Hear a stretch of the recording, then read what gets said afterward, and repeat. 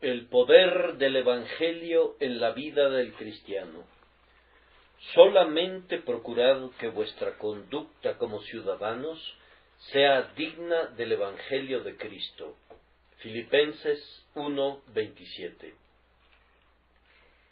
La palabra conversación no significa simplemente hablar o platicar con otras personas, sino también comprende todo el curso de nuestra vida y de nuestro comportamiento en el mundo.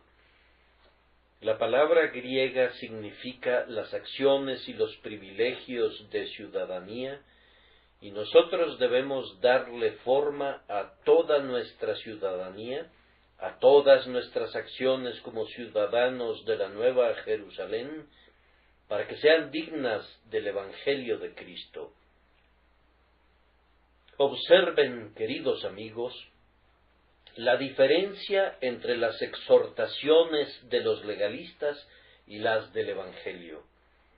Quien quiere que sean perfectos en la carne, los exhorta a trabajar para su salvación, para que puedan lograr una justicia meritoria de carácter propio y así ser aceptados por Dios.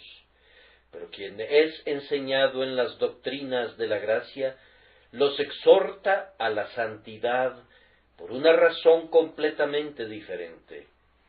Él cree que ustedes son salvos, puesto que ustedes creen en el Señor Jesucristo, y les habla a todos los que son salvos en Jesús, y luego les pide que hagan que sus acciones se conformen a su posición. Solo busca lo que razonablemente espera recibir. Solamente procurad que vuestra conducta como ciudadanos sea digna del Evangelio de Cristo.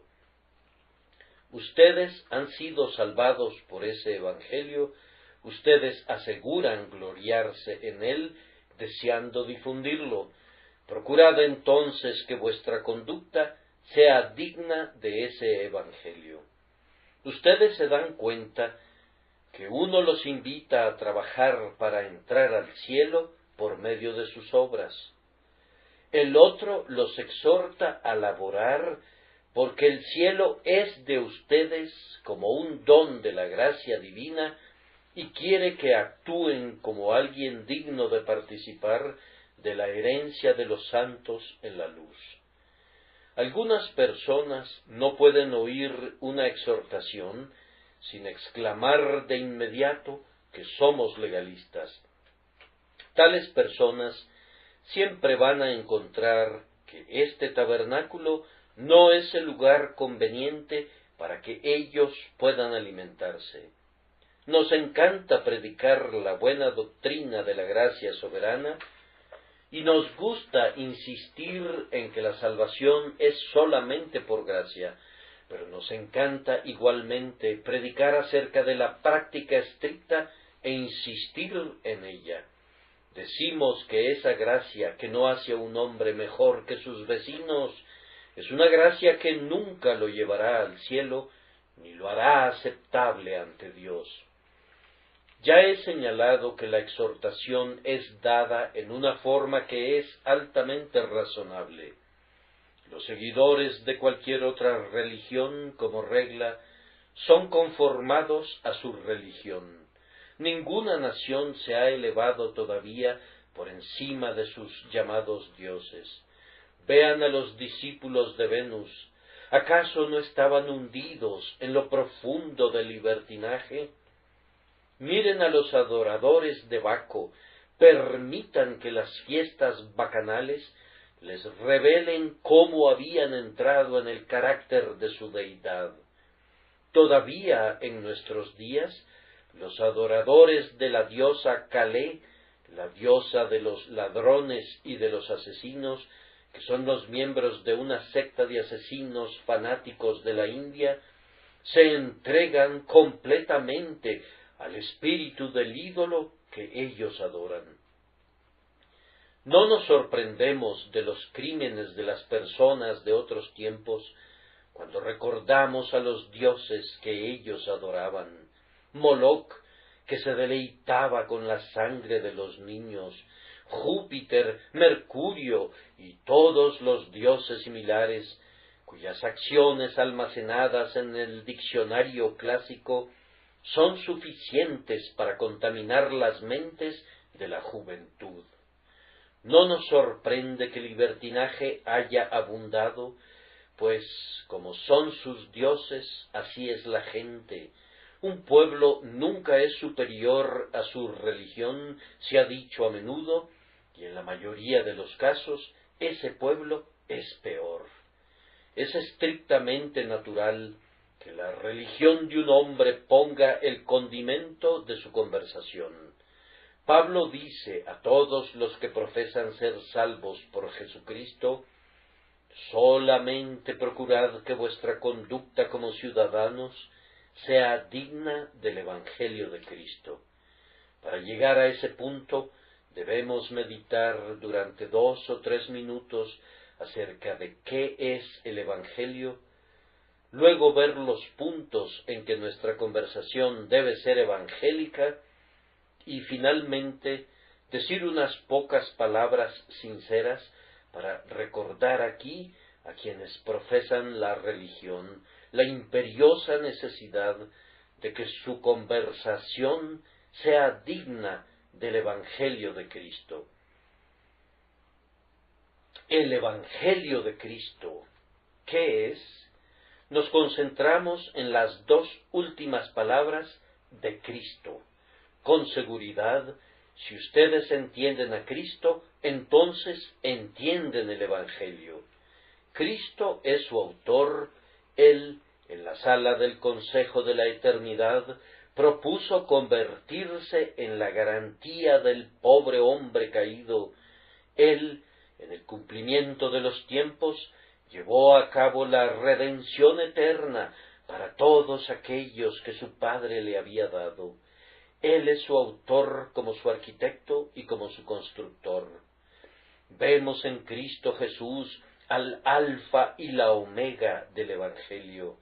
Él ha provisto del tesoro de su gracia todo lo necesario para hacer que el Evangelio sea el Evangelio de nuestra salvación. Y así como Él es su autor, Él es su contenido. Es imposible predicar el Evangelio sin predicar la persona, la obra, los oficios y el carácter de Cristo. Si se predica a Cristo, entonces el Evangelio es promulgado, y si se pone a Cristo en segundo plano, entonces ningún Evangelio es declarado. Porque me propuse no saber nada entre vosotros, dijo el apóstol, sino a Jesucristo y a Él crucificado, y al decir esto, estaba llevando a cabo su comisión de predicar el Evangelio tanto a los judíos como a los gentiles. El compendio, la médula, el meollo, lo que los antiguos puritanos llamaban la quinta esencia del Evangelio, es Cristo Jesús. Así que cuando terminamos de predicar el Evangelio, podemos decir: el punto principal de lo que venimos diciendo es que tenemos tal sumo sacerdote, y podemos verlo y referirnos a Él en el pesebre, en la cruz, en su resurrección, en su segunda venida. Él que reina como príncipe de los reyes de la tierra, sí, apuntar a Él en todas partes como la suma total del Evangelio. También es llamado el Evangelio de Cristo porque Él es quien lo completará. Él dará el toque final a la obra, así como fue Él quien puso los cimientos. El creyente no comienza en Cristo y luego busca la perfección por sí solo. No, conforme corremos la carrera celestial, estamos todavía mirando a Jesús. Como su mano arrancó al principio el pecado que tan fácilmente nos asedia y nos ayudó a correr la carrera con paciencia, así esa misma mano sostendrá la rama de olivo de la victoria que luego formará parte de la guirnalda de gloria que pondrá alrededor de nuestra frente.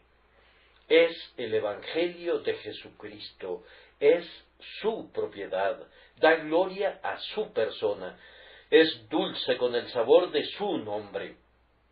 Por todos lados muestra las huellas de sus dedos artísticos. Si los cielos son la obra de los dedos de Dios, y la luna y las estrellas existen por su mandato, lo mismo podemos decir de todo su plan de salvación.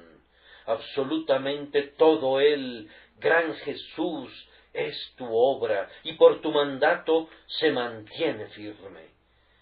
Pero también es el Evangelio de Jesucristo, y aunque esto ha sido explicado cientos de veces, no estará fuera de lugar hacerlo de nuevo. Son las buenas noticias, el buen tiempo de Jesucristo, y son enfáticamente buenas noticias porque limpia el pecado, el peor pecado sobre la tierra. Mejor aún, barre con la muerte y el infierno. Cristo vino al mundo para llevarse sobre sus hombros al pecado muy lejos y lanzarlo al mar rojo de su sangre de la expiación. Cristo, el chivo expiatorio, tomó el pecado de su pueblo sobre su cabeza y lo llevó lejos al desierto del olvido, donde, si fuera buscado, nunca podría ser encontrado. Estas son buenas noticias, porque afirma que el cáncer que carcome los puntos vitales de la humanidad ha sido curado, que la lepra que ha cubierto aún al propio rostro de la humanidad ha sido suprimida. Cristo ha preparado un torrente mejor que el río Jordán, y dice ahora a los hijos de los hombres: ve, lávate y serás limpio.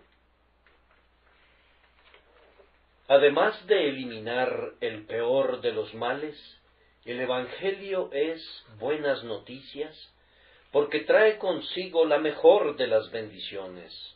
¿Qué es lo que hace sino dar vida a los muertos?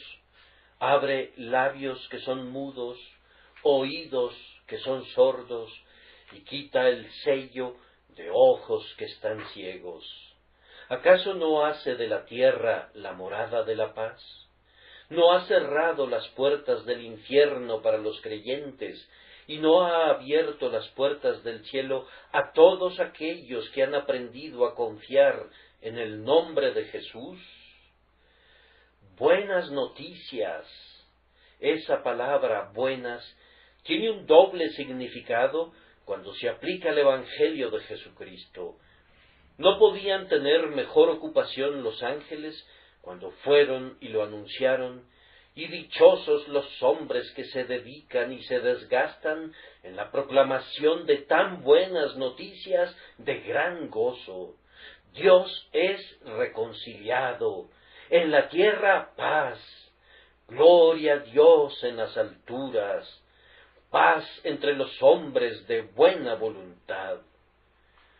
Dios es glorificado en la salvación, los pecadores son librados de la ira venidera, y el infierno no recibe las multitudes de hombres, sino por el contrario, el cielo se llena de una muchedumbre incontable de redimidos por la sangre. Son buenas nuevas también, porque es algo que no pudo ser inventado por el intelecto humano. Fueron buenas noticias para los ángeles. No han cesado todavía de maravillarse por eso, todavía están allí mirando al propiciatorio y deseando saber más acerca de él. Serán noticias en la eternidad, estaremos cantando con arrobamiento y sorpresa su misericordia en los cielos. Las buenas noticias, dichas sencillamente en pocas palabras, son justamente estas: que Dios estaba en Cristo reconciliando al mundo consigo mismo, no tomándoles en cuenta sus transgresiones. Porque de tal manera amó Dios al mundo, que ha dado a su Hijo unigénito, para que todo aquel que en él cree no se pierda, mas tenga vida eterna. Fiel es esta palabra y digna de toda aceptación, que Cristo Jesús vino al mundo para salvar a los pecadores. Suficiente, pues, en cuanto al tema de ¿qué es el Evangelio? Ahora no voy a hablarles a quienes no le dan la bienvenida al Evangelio. Les hablaré en otro momento. Ruego a Dios que les ayude a creerlo, pero tengo que hablar en especial a los creyentes. El texto dice que debemos hacer que nuestra conversación sea digna del Evangelio. Entonces, ¿qué tipo de conversación debemos tener? En primer lugar, el Evangelio es muy sencillo. No tiene adornos, no está saturado de ornamentos engañosos. Es sencillo. Ni mi mensaje ni mi predicación fueron con palabras persuasivas de sabiduría. Es grandemente sublime en su sencillez. Que así sea el cristiano. No es conveniente que el ministro cristiano se vista de azul y grana y lino fino y vestimentas ceremoniales y sotanas, pues todo pertenece al anticristo y son descritos en el libro de Apocalipsis como las marcas ciertas de la ramera de Babilonia. No le conviene al hombre cristiano o a la mujer cristiana ser culpables de pasar horas y horas en el adorno de sus personas. Nuestro ornamento debe ser no el exterior, sino que sea la persona interior del corazón en lo incorruptible de un espíritu tierno y tranquilo. Nuestras maneras, nuestro hablar, nuestra forma de vestir, todo nuestro comportamiento deben tener esa sencillez que es verdaderamente el alma de la belleza. Esos que se esfuerzan por hacerse admirables en su apariencia por medio de ornamentos engañosos, se extravían en el camino. La belleza se adorna a sí misma y está mejor adornada cuando no tiene ningún adorno. El hombre cristiano debe ser sencillo en todos los aspectos. Pienso que donde quiera que encuentres uno, deberías saber de inmediato que es cristiano. No debería ser como esos libros que no puedes entender, a menos que alguien te explique todas esas palabras difíciles. El cristiano debe ser un hombre transparente como Natanael, un verdadero israelita en quien no hay engaño. El hombre que entiende el espíritu de su Señor es, como Cristo, un niño hombre, un hombre niño. ¿Saben ustedes que lo llamaban ese santo niño Jesús? Así debe ser nuestro comportamiento, recordando que si no os volvéis y os hacéis como los niños, que son eminentemente sencillos y sin complicaciones, no podremos entrar al reino de los cielos. A continuación, si queremos que nuestra conversación sea digna del Evangelio, debemos recordar que el Evangelio es preeminentemente verdadero.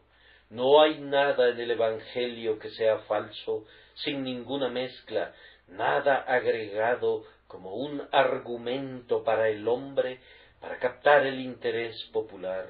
Dice la verdad desnuda, y si a los hombres no les gusta, el Evangelio no puede evitarlo, pero dice la verdad. Es oro libre de impurezas, agua pura sin mezcla. Así debe ser el cristiano. Debe hacer que su conversación sea verdadera. Los santos son hombres de honor, pero a veces, hermanos, pienso que muchos de nosotros hablamos demasiado para decir simplemente la verdad. No sé cómo puede la gente sacar cada mañana gruesos periódicos con tantas noticias, como si todo fuera verdad. Supongo que deben incluir un poco de relleno para completar el tiraje, y mucho de ese relleno es de un material muy pobre. Y la gente que habla y habla y habla no puede moler todo el grano. Seguramente debe ser, al menos en parte, afrecho ordinario. Y en la conversación de un buen número de cristianos que profesan, cuánto no hay de escándalo, para no mencionar la difamación expresada en contra de otros cristianos. Cuánta falta de caridad, cuánta falsedad voluntaria es expresada por gente que profesa el cristianismo, porque a menudo a la reprensión recibida no se le presta la suficiente atención y luego se repite de manera descuidada, sin importar si la repetición es verdadera o no. Los labios del cristiano deben conservar la verdad cuando la falsedad se derrama de los labios de todos los demás hombres. Un cristiano no necesita hacer un juramento nunca, porque su palabra es tan buena como un juramento. Un sí debe ser sí, y su no, no.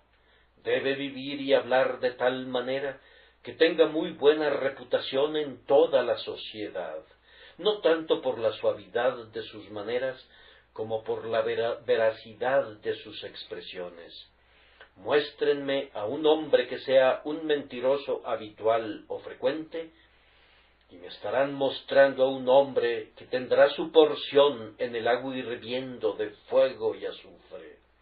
No me importa a cuál denominación cristiana pueda pertenecer, si un hombre dice lo que no es, estoy seguro que no pertenece a Cristo. Y es muy triste saber que en todos los grupos hay algunos que tienen esta grave falta deplorable, que no se puede confiar en lo que dicen. Que Dios nos libre de eso. Nuestra conversación debe ser digna del Evangelio de Cristo y entonces invariablemente será verdadera. O si hay algún error en ella, será a causa de un error involuntario y nunca como consecuencia de un propósito o de un descuido. A continuación, el Evangelio de Jesucristo es un Evangelio valiente. Es completamente lo contrario de esa cosa bonita llamada caridad moderna. El último demonio creado es la caridad moderna. La caridad moderna pasa a nuestro alrededor con su sombrero en la mano y dice: ustedes están bien, todos ustedes están bien, ya no discutan más. El sectarismo es una cosa horrible, desháganse de él, y así trata de inducir a todo tipo de personas a guardarse una parte de lo que creen, a silenciar el testimonio de todos los cristianos sobre aquellos puntos en los que tienen diferencias. Yo creo que esa cosa llamada sectarismo en nuestros días no es otra cosa que honestidad verdadera. Sé un sectario, mi hermano, sé profundamente sectario. Quiero decir con ello, mantén todo lo que ves que está en la palabra de Dios y hazlo con firmeza y no renuncies ni siquiera a los pequeños fragmentos de la verdad. Al mismo tiempo, aparta ese sectarismo que hace que odies a otro hombre porque no ve lo que tú ves. Apártalo lejos de ti, pero nunca consientas en esa alianza impía, en ese pacto que parece que está controlando todo el país, que quiere poner un candado en la boca de cada hombre y enviarnos por todas partes como si fuéramos mudos, que me dice: no debes hablar en contra de los errores de tal iglesia, y a otro dice: no debes responder. No podemos evitar hablar. Si no lo hiciéramos, las piedras de las calles podrían gritar en contra de nosotros. Esa clase de caridad es desconocida para el Evangelio. Ahora escuchen la palabra de Dios. El que cree y es bautizado será salvo. El que no cree, ¿qué? ¿Llegará al cielo por cualquier otra vía? Será condenado. Ese es el Evangelio. Ustedes pueden percibir con qué valentía lanza su censura. No pretende: puedes rechazarme e irte por otro camino y llegar de alguna manera con seguridad al fin de tu camino. No, no, no. Dice: serás condenado. ¿Acaso no percibes la forma en que lo pone Cristo? Algunos maestros vienen al mundo y le dicen a todos los demás: sí, señores, con el permiso de ustedes, todos están en lo correcto. Solo tengo 1 o 2 puntos que ustedes no han enseñado. Déjenme un espacio, no los voy a echar fuera. Puedo estar en el mismo templo con ustedes. Pero oigan lo que dice Cristo: todos los que vinieron antes de mí eran ladrones y asaltantes, pero las ovejas no les oyeron. Oigan lo que su siervo Pablo dice: pero aun si nosotros mismos o un ángel del cielo os anunciara un evangelio diferente del que os hemos anunciado, ¿qué, pues? ¿Que sea disculpado de su error? No, sino que sea anatema.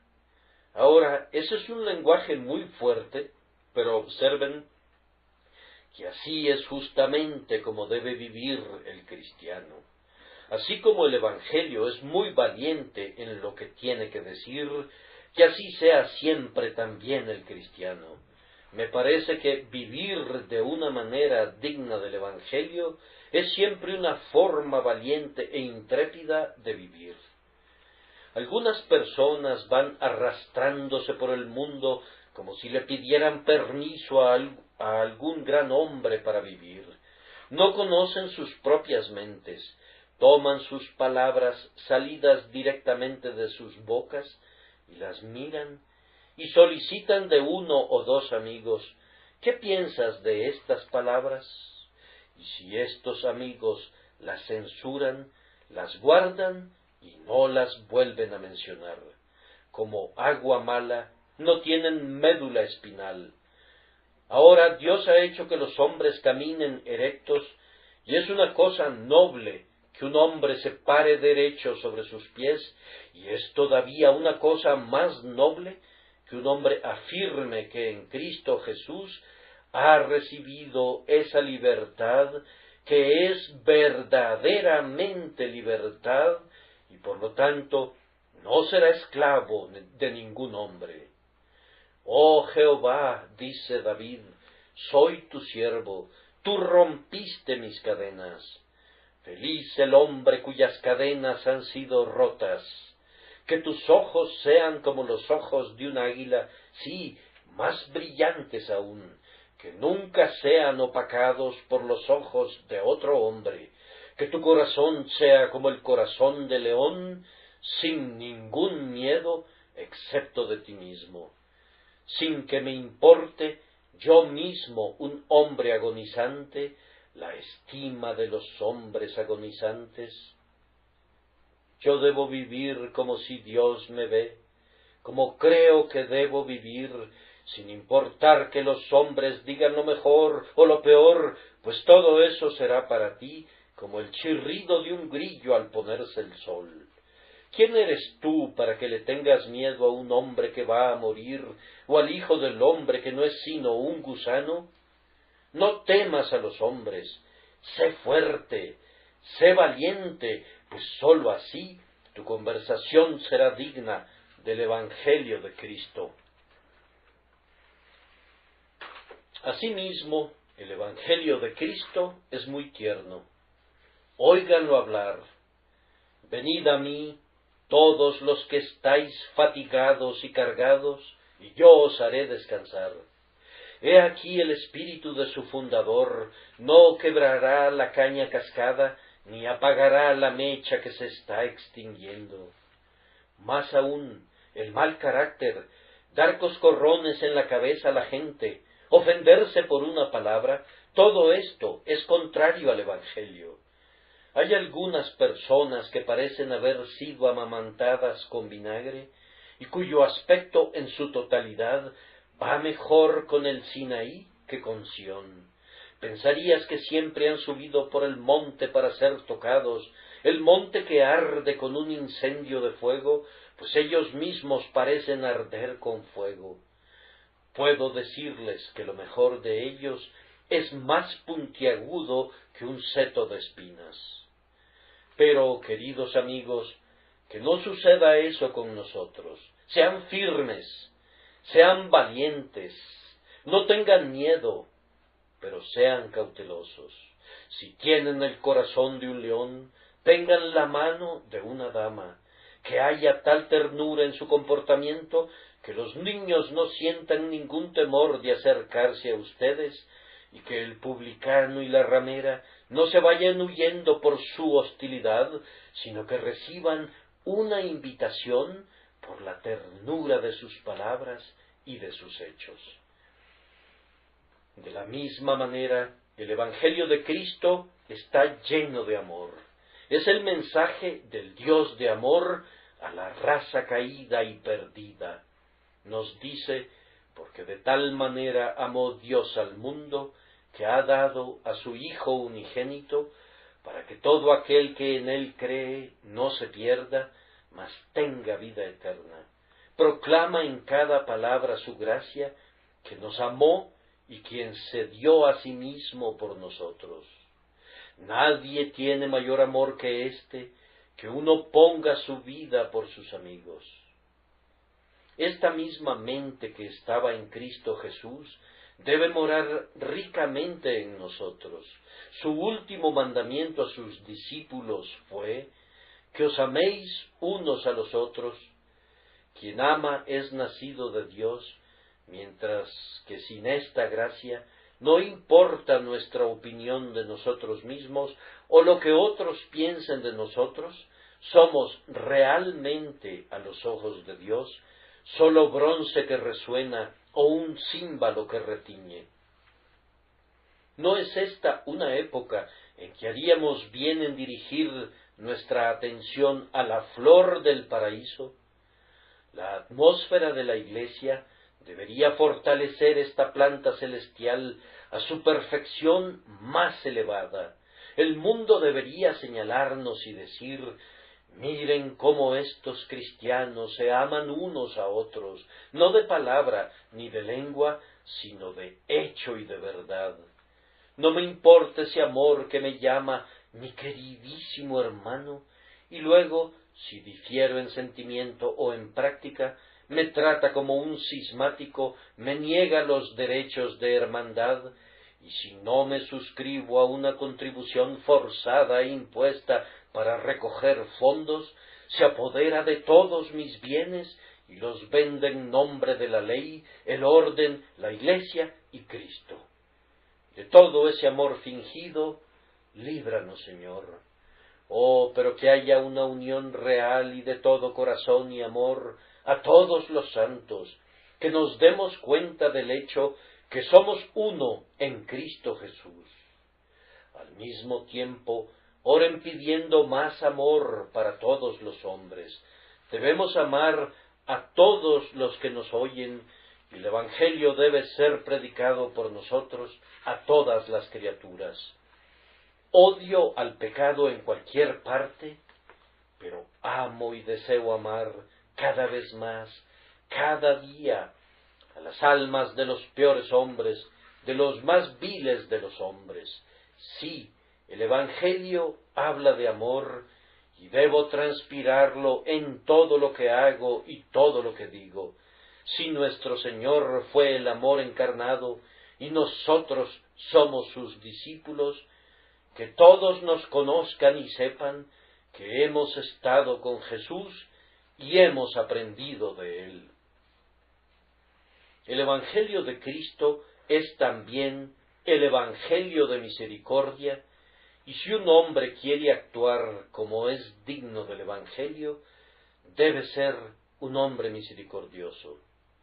Lo estoy viendo, está orando, ha estado en la mesa de la comunión y ha estado tomando el vino que representa la sangre del Salvador.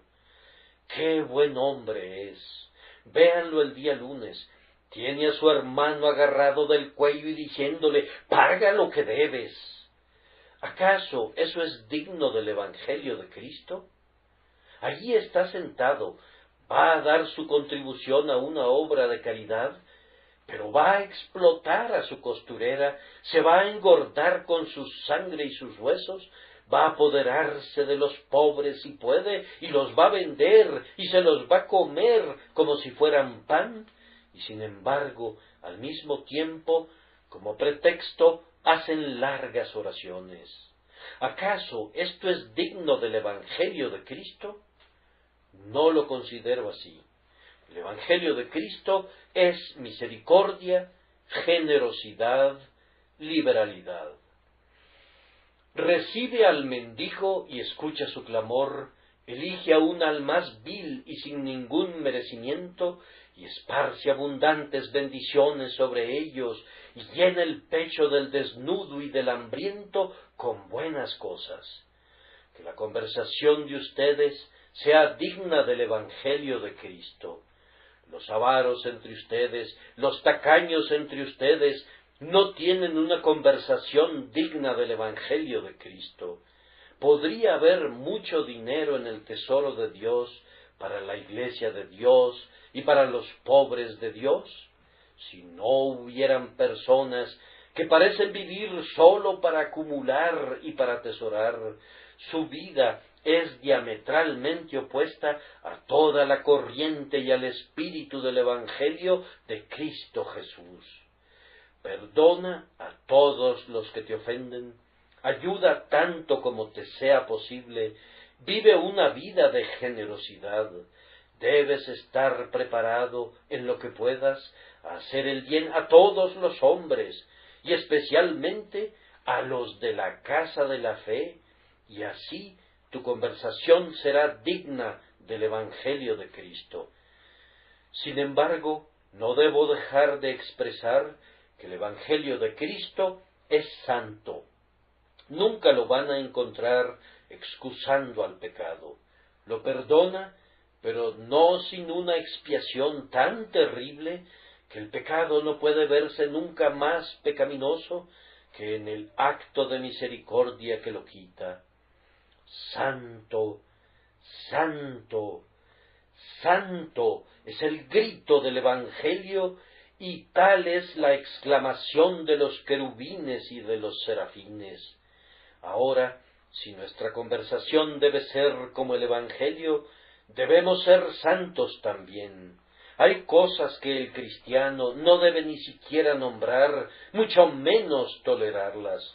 Los peores vicios son para el cristiano cosa que deben esconderse detrás de la cortina y ser totalmente desconocidas. Los goces y los placeres del mundo, en la medida que sean inocentes, son suyos, como también lo son de otros hombres.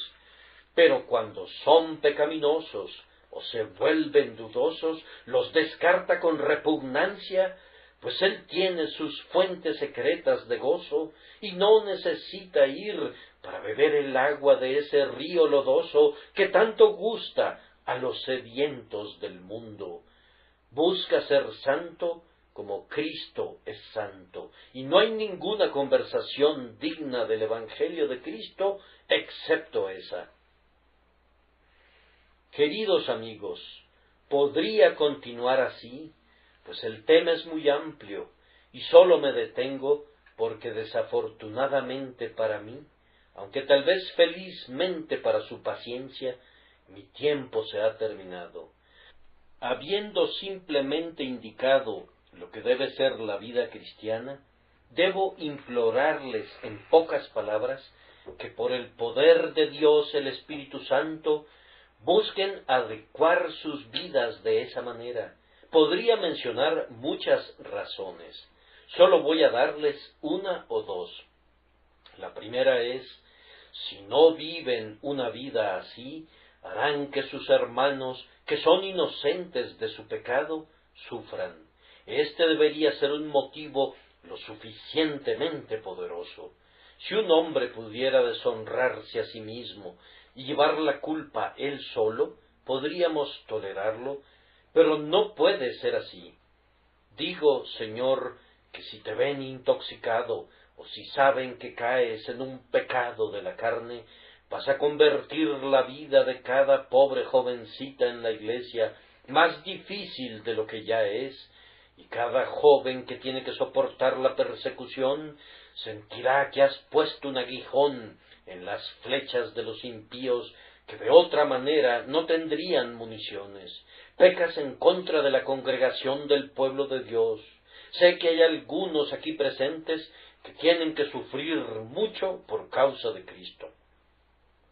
La burla suena en tus oídos desde la mañana hasta la noche, y aprendes a soportarlo virilmente, pero es muy difícil que te puedan decir, mira fulano de tal, es un miembro de una iglesia y mira lo que hizo. Todos ustedes son un grupo de hipócritas. Ahora, mis queridos amigos, ustedes saben que eso no es verdad. Ustedes saben que hay muchas personas en nuestras iglesias de quienes el mundo no es digno. Los excelentes, los devotos, los que se asemejan a Cristo, no pequen entonces en razón de ellos para no afligirlos y vejarlos cruelmente. Asimismo, ¿acaso no ven cómo hacen sufrir a su Señor, puesto que ellos no solamente dejan sus pecados en la puerta correspondiente, sino que afirman que eso resulta de su religión? Si ellos imputaran la necedad al necio, no me importaría, pero ellos la imputan a la sabiduría que debió convertir al necio en sabio si hubiera podido aprender. Lo pondrán en mi puerta, eso no importa mucho, hace mucho tiempo perdí mi carácter, pero no puedo soportar que lo pongan a la puerta de Cristo, a la puerta del Evangelio. Cuando mencioné hace unos momentos que yo he perdido mi carácter, quise decir simplemente esto, que el mundo me desprecia y no quisiera que fuera de otra manera, que así sea. No hay ningún amor perdido entre nosotros. Si el mundo odia al ministro de Cristo, sólo puede decir que desea que nunca pueda heredar la maldición de quienes aman al mundo. El amor del Padre no está en él. Sin embargo, siempre ha sido el destino del verdadero ministro cristiano ser el blanco de la calumnia, y sin embargo, él se gloría en la cruz con toda su vergüenza. Pero sé, queridos amigos, que no quisieran ninguno de ustedes que yo soportara los reproches de sus pecados, y sin embargo, tengo que hacerlo a menudo, no tan a menudo para algunos, aunque sí para otros. Hay personas a quienes debo decirles, aun con lágrimas en mis ojos, que son los enemigos de la cruz de Cristo, y algunos otros a quienes arrebatamos del fuego, odiando hasta la ropa contaminada por su carne, pero que acarrean un triste deshonor sobre nosotros, sobre el ministerio, sobre el Evangelio y sobre el propio Cristo. ¿No quieren hacer eso al menos? Espero que no. Entonces, que su conversación sea digna del Evangelio de Cristo. Y luego recuerden, queridos amigos, que a menos que su conversación sea así, derribarán todo el testimonio que han dado acerca de Cristo. ¿Cómo pueden creerles sus alumnos de la escuela dominical cuando ven que sus acciones contradicen su enseñanza? ¿Cómo pueden sus propios hijos en el hogar creer en su religión cuando ven la impiedad de su vida? Los compañeros trabajadores de la fábrica No podrán creer en su asistencia a reuniones de oración cuando los ven caminando de manera inconsistente en medio de ellos. Oh, la gran cosa que la Iglesia necesita es más santidad.